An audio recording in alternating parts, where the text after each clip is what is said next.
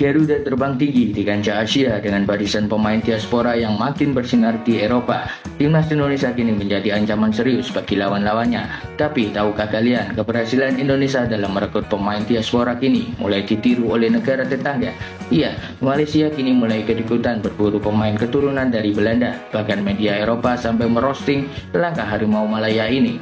Lantas, apakah mereka bisa sukses seperti Indonesia atau justru malah jadi blunder besar?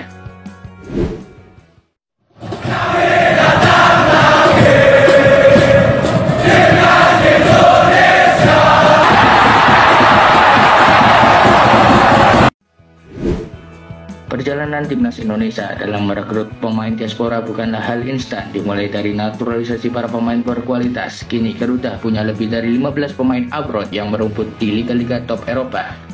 Nama-nama seperti Jay, Jasmine, Shirker, Silkan Bakot sudah menjadi bagian penting dalam skuad Sintayong.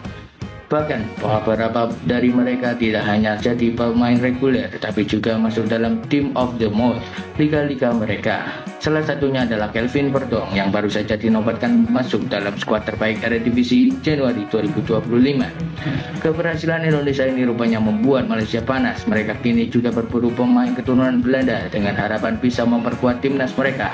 Media Belanda Football Zone bahkan sampai menulis artikel yang menyebutkan Malaysia ingin meniru strategi PSSI. Tapi ada satu masalah besar, ya masalah eligibility alias kelayakan. Sebelumnya Malaysia sempat gagal menaturalisasi sang kapten Go Ahead Eagles, Matchday, karena tidak memenuhi syarat regulasi FIFA. Sekarang mereka kembali berburu 3 pemain lain yang juga berdarah Belanda Malaysia.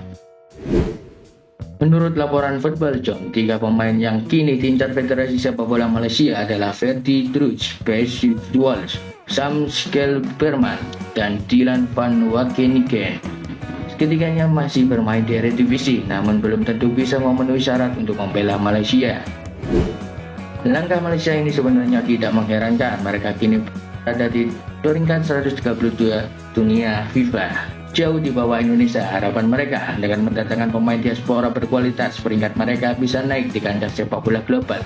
Pelatih baru mereka, Peter Klamowski, bahkan menyatakan bahwa ia siap menerima pemain keturunan demi memperkuat timnas. Hal ini juga didukung oleh putra mahkota Johor, Tunku Ismail Idris, yang mengatakan bahwa Malaysia kini terbuka untuk menaturalisasi pemain dengan garis keturunan. Namun, langkah ini ternyata menimbulkan pro dan kontra di kalangan fans Malaysia sendiri. Ada yang mendukung, ada juga yang pesimis, mengingat banyak naturalisasi mereka sebelumnya justru gagal bersinar. Jadi, apakah langkah Malaysia ini akan berhasil? Tulis di kolom komentar.